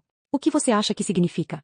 Significa que deveríamos olhar e ver o que está na página 3 do capítulo 47. Eragon hesitou, mas assentiu e começou a virar as páginas. Lembra a base do capítulo em questão. Era dedicado ao que acontecerá depois da secessão dos Cavaleiros dos Elfos, depois da breve guerra dos Elfos contra os humanos. Eragon tinha lido o começo da sessão, mas lhe parecerá uma discussão árida de tratados e negociações, de modo que a deixará de lado, para ler em outra ocasião. Pouco depois, chegou à página indicada. Traçando as linhas de runas com a ponta do dedo, leu lentamente em voz alta. A ilha é notavelmente temperada, se comparada com áreas do continente. Os verões com frequência são frescos e chuvosos, mas os invernos são amenos e tendem a não assumir o frio brutal dos limites ao norte da espinha, o que significa que safras podem ser plantadas ao longo de grande parte do ano. De acordo com todos os relatos, o solo é rico e fértil, o único benefício das montanhas de fogo, que são conhecidas por entrar em erupção de tempos em tempos e cobrir a ilha com uma grossa camada de cinzas. E as florestas são cheias de caça de grande porte, como as que os dragões preferiam caçar, inclusive muitas espécies não encontradas em outras partes da Alagaisia. Eragon fez uma pausa. Nada disso parece relevante. Continue lendo. Franzindo a testa, Eragon prosseguiu lendo o parágrafo seguinte. Foi lá, no grande caldeirão no centro de Vroengard, que os cavaleiros construíram a famosa cidade, Doru Araeba. Dururiba. A única cidade na história projetada para abrigar dragões, elfos e humanos. Dururiba. Um lugar de magia, conhecimento e mistérios antiquíssimos. Dururiba. O simples nome parece ressoar com emoção. Nunca existiu uma cidade como ela antes, e nunca mais existirá, pois agora está perdida, destruída, transformada em poeira pelo usurpador Galbatorix. Os edifícios eram construídos em estilo élfico, com alguma influência dos cavaleiros humanos nos anos posteriores, mas de pedra, não de madeira. Edifícios de madeira, como deve parecer óbvio para o leitor, resistem mal em lugares com criaturas de garras afiadas como navalhas e capacidade de exalar fogo. A característica mais notável de Doru Araeba, contudo, era sua enorme escala. Cada rua era larga o suficiente para 2 dragões andarem lado a lado, e, com poucas exceções, os recintos e as portas eram grandes o suficiente para acomodar dragões de quase qualquer tamanho. Em resultado, Doru Araeba era uma cidade vasta, extensa e espaçosa, salpicada de edifícios de proporções tão imensas que mesmo um anão teria ficado impressionado. Jardins e fontes eram comuns por toda a cidade, devido ao amor irreprimível dos elfos pela natureza, e havia torres altíssimas entre as mansões dos cavaleiros. Sobre os picos cercando a cidade, os cavaleiros colocaram torres de vigia e habitações, para guardá-la de ataques, e mais de um dragão e cavaleiro tinham uma caverna bem equipada no alto das montanhas, onde viviam separados do restante de sua ordem. Os dragões mais velhos e maiores gostavam especialmente desse tipo de solução, pois geralmente preferiam a solidão, e viver acima do leito do caldeirão tornava fácil para eles levantar voo.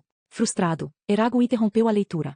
A descrição de Doru Araeba era bastante interessante, mas ele já tinha lido outros relatos mais detalhados sobre a cidade dos cavaleiros durante o tempo que passará em Elesmera. Também não gostava de ter de decifrar as runas espremidas, um processo cansativo mesmo nos melhores momentos.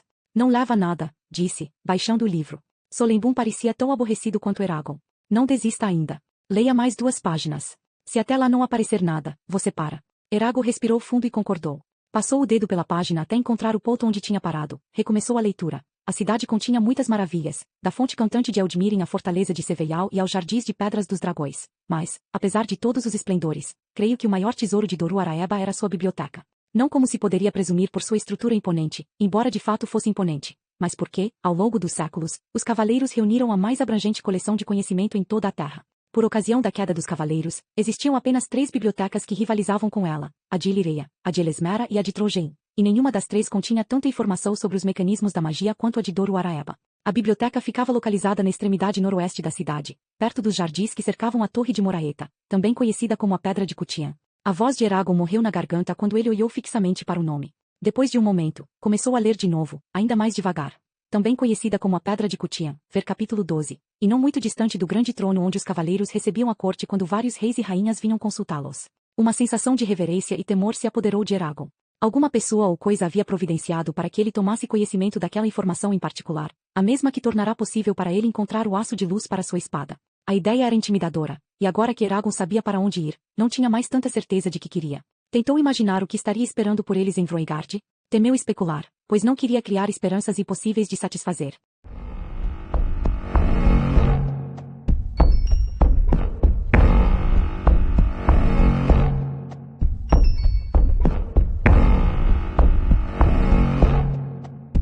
Capítulo 40. Perguntas não respondidas. Eragon procurou no Dumi Abril-Virda até que encontrou a referência a Cutian no capítulo 12. Para seu desapontamento, tudo o que dizia era que Cutian tinha sido um dos primeiros cavaleiros a explorar a ilha Vroengard. Depois, fechou o livro e ficou sentado olhando fixamente para o objeto, passando o polegar numa crista gravada na lombada. No catre, Solembun também se manteve em silêncio. Você acha que o cofre das almas contém espíritos? Perguntou Aragorn. Espíritos não são as almas dos mortos. Não, mas o que mais poderiam ser? Solembun se levantou e se esticou, uma onda de movimento que percorreu seu corpo da cabeça ao rabo. Se você descobrir, me conte. Então você acha que eu e Safira devemos ir? Não posso dizer a você o que deve fazer. Se for uma cilada, significa que a maior parte de minha raça foi dobrada e escravizada sem se dar conta, e não faria diferença se os Varden se rendessem agora, porque eles nunca superarão Galbatorix. Se não for, essa pode ser uma oportunidade de encontrar ajuda quando nenhum de nós acreditava que haveria alguma. Não sei dizer. Você tem de decidir sozinho se é um risco que vale a pena. Quanto a mim, chega desse mistério. Saltou do catre e andou até a abertura da tenda, onde parou e olhou para Eragon. Existem muitas forças em ação na Alagaisia, matador de espectros. Já vi coisas que desafiam a crença, redemoinhos de luz rodopiando em cavernas profundas debaixo da terra, homens que remoçam com a idade, pedras que falam e sombras que se arrastam. Aposentos maiores por dentro do que por fora. Galbatorix não é o único detentor de poder no mundo, e pode não ser o mais forte. Decida com cuidado, matador de espectros, e se você escolher ir, pise macio, ande sem fazer barulho. O menino gato saiu da tenda e desapareceu na noite. Eragon soltou a respiração e se inclinou para trás. Sabia o que tinha de fazer, ir a Vroengard. Mas não podia tomar essa decisão sem consultar Safira. Com um toque delicado de sua mente, ele a despertou, e depois de ter lhe assegurado de que não havia nada fora de ordem, compartilhou suas lembranças da visita de Solembun. O espanto dela foi tão grande quanto o dele. Quando Eragon acabou, ela disse, não gosto da ideia de fazer papel de marionete para seja lá quem for que encantou os meninos gatos. Eu também não, mas que outra escolha temos? Se Galbatorix estiver por trás disso, será como se estivéssemos nos entregando nas mãos dele. Se ficarmos, porém, será como se fizéssemos a mesma coisa, só que quando chegarmos a Urubain. A diferença é que teríamos os Varden e os Elfos conosco. É verdade. O silêncio caiu entre eles por algum tempo. Então, Safira disse, concordo. Concordo. Devemos ir precisamos de garras mais longas e de dentes mais afiados se quisermos vencer Galbatorix e Suican, além de Murtagh e Thor. E Galbatorix espera que sigamos logo para Urubain na esperança de resgatar Nazuada. Se há algo que faz minhas escamas coçarem, é fazer o que nossos inimigos esperam. Aragorn assentiu. Mas e se for uma armadilha? Um rosnado suave soou fora da tenda. Ensinaremos a quem quer que a tenha armado a temer nossos nomes, mesmo se for Galbatorix. Ele sorriu. Pela primeira vez desde a captura de Nazuada tinha um senso de direção e propósito. Aqui havia algo que ele podia fazer, um meio pelo qual poderiam influenciar o desdobrar dos acontecimentos, em vez de ficarem sentados como observadores passivos. Certo, Itou, murmurou.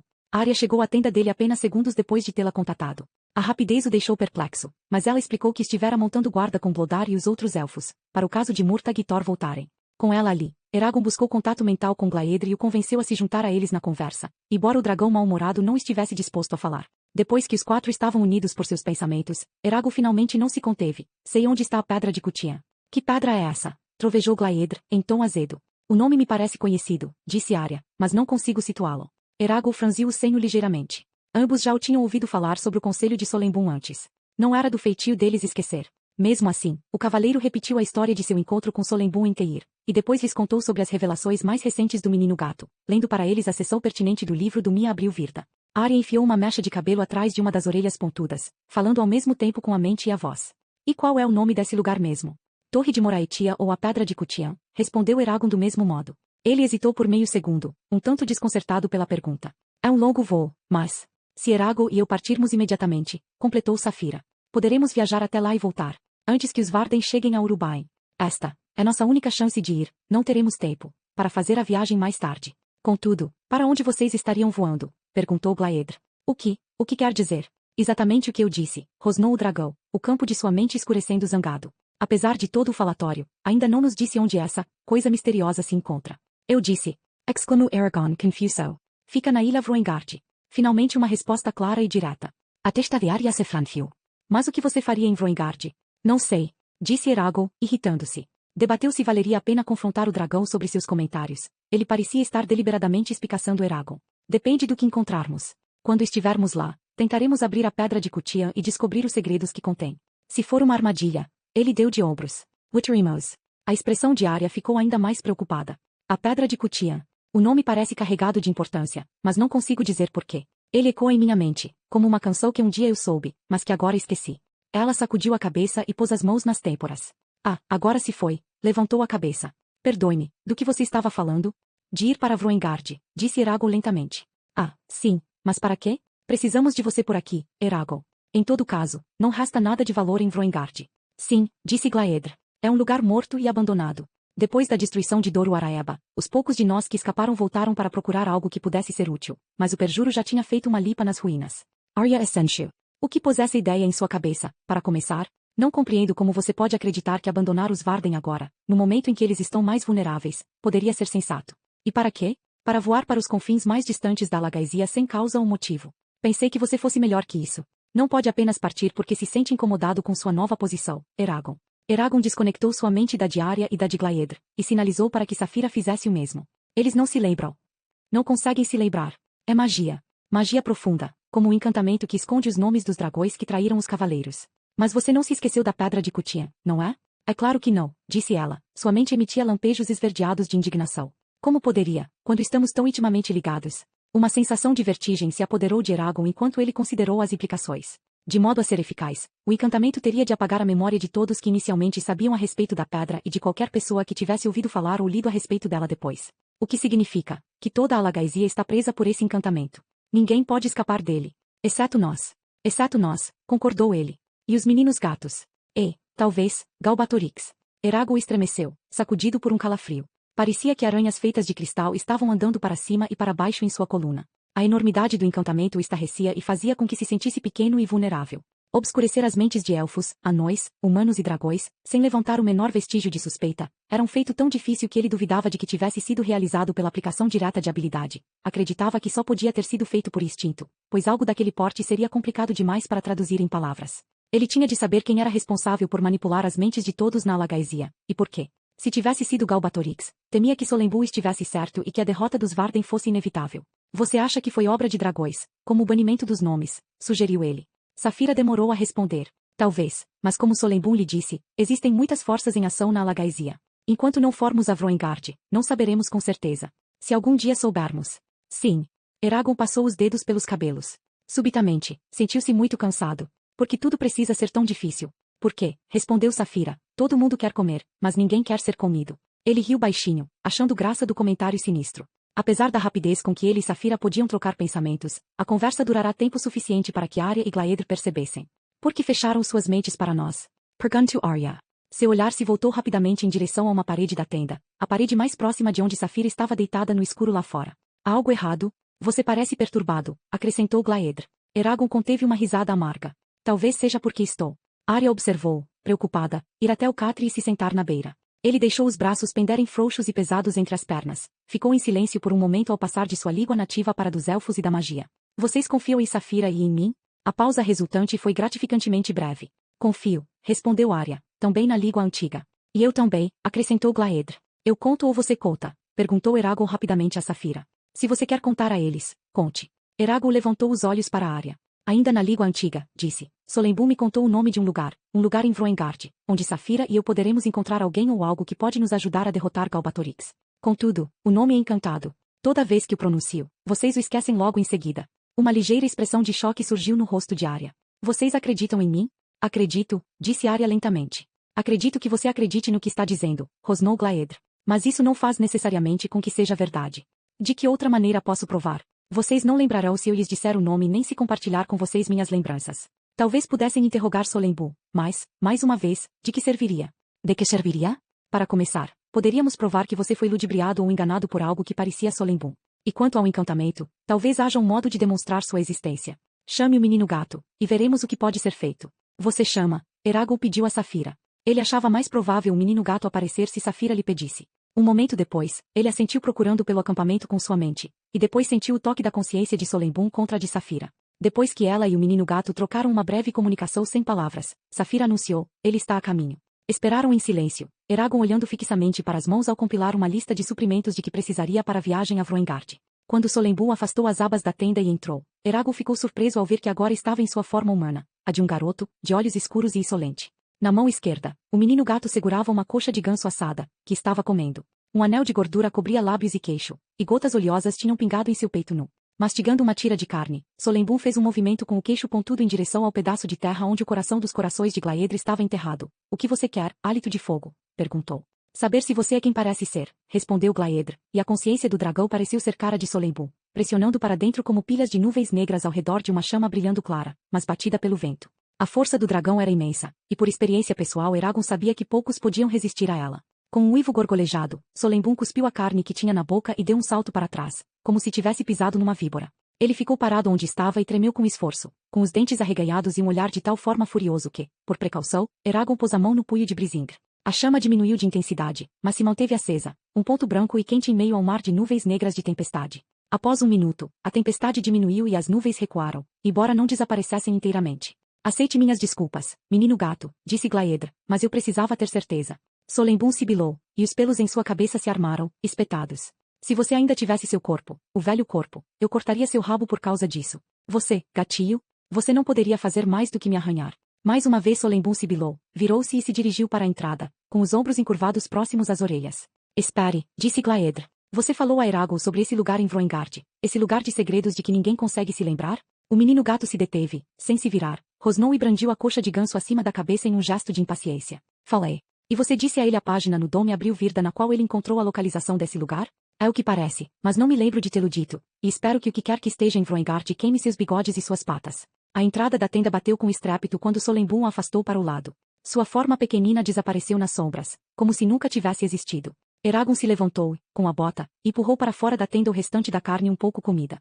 Não deveria ter sido tão bruto com ele, comentou Arya. Não tive escolha, retrucou Glaedr. Não teve? Poderia ter primeiro pedido sua permissão. E ter lhe dado uma oportunidade para se preparar? Não. Agora está feito. Deixe estar, Arya. Não posso. O orgulho dele está ferido. Você deveria tentar aplacá-lo. Seria perigoso ter um menino gato como inimigo. É ainda mais perigoso ter um dragão como inimigo. Deixe estar, Elfa. Preocupado, Eragon trocou olhares com Arya. O tom de Glaedr o incomodava, e também a ela, pelo que via, mas Eragon não conseguia decidir o que fazer a respeito daquilo. Agora, Eragon, disse o dragão dourado, você vai me permitir examinar suas lembranças da conversa com Solembum? Se quiser, mas, por quê? Vai esquecê-las. Talvez. Ou não. Vamos. Dirigindo-se a Arya, Glaedr disse, separe sua mente da nossa, e não permita que as lembranças de Eragon toquem sua consciência. Como o Quisser Glaedrelda. Enquanto Arya falava, a música de seus pensamentos se tornou ainda mais distante. Um momento depois, a canção misteriosa se desfez em silêncio. Glaedr voltou a atenção para Eragon. Mostre-me Ordnu. Ignorando seu nervosismo, Eragon lançou a mente de volta para o momento em que Solembum chegará na tenda pela primeira vez, acomodando-se no catre, e cuidadosamente lembrou tudo o que havia se passado em seguida entre eles. A consciência de Glaedr se fundiu com a de Eragon, de modo que o dragão pudesse reviver as experiências junto com ele. Foi uma sensação perturbadora. Parecia que ele e o dragão eram duas imagens estampadas do mesmo lado de uma moeda. Quando acabou, Glaedr se retirou um pouco da mente de Eragon e disse para Arya, quando eu tiver esquecido, se esquecer, repita para mim as palavras Andume e Firomas na Colina das Dores, e a carne deles como vidro. Esse lugar em Vroengard, sei de sua existência. O Sub. Era algo de grande importância, algo. Os pensamentos do dragão se acinzentaram por um segundo, como se uma camada de névoa tivesse sido soprada sobre as colinas e vales de seu ser, obscurecendo-os. Bem, por que nos demoramos? Eragon, mostre-me suas lembranças. Já mostrei. No mesmo instante em que a mente de Glaedr se tingia de incredulidade, Arya disse. Glaedr, lembre-se, Andume e Firomas na Colina das Dores, e a carne deles como vidro. Como? Glaedr se sobressaltou e rosnou com tamanha força que Eragon quase esperou ouvir o som concreto e alto. Arg. Detesto encantamentos que interferem com a memória. São a pior forma de magia, sempre conduzindo ao caos e à confusão. Na maioria das vezes, acabam com membros da mesma família matando uns aos outros sem se dar conta. O que a frase que usou queria dizer? Perguntou Saphira. Nada, exceto para mim e Oromis. Mas era esse o objetivo. Ninguém a conheceria a menos que disséssemos. Arya Spyro. Então o encantamento é real. Suponho que você tenha de ir para Vroengard. Ignorar algo dessa importância seria loucura. Se não descobrirmos mais nada, precisaremos saber quem é a aranha no centro dessa teia. Também irei, disse Glaedr. Se alguém tiver intenção de lhe fazer mal, se surpreenderá se houver 2 dragões em vez de um. Em todo caso, você precisará de um guia.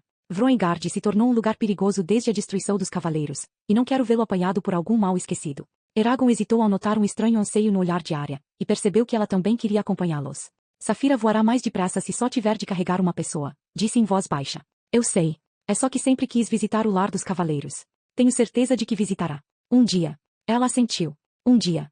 Eragon precisou de um momento para reunir toda a sua energia e refletir sobre tudo o que precisava ser feito antes que ele, Saphira e Glaedr pudessem partir. Respirou fundo e se levantou do catre. Capitão Garvey. Chamo. Quer, por favor, vir se juntar a nós?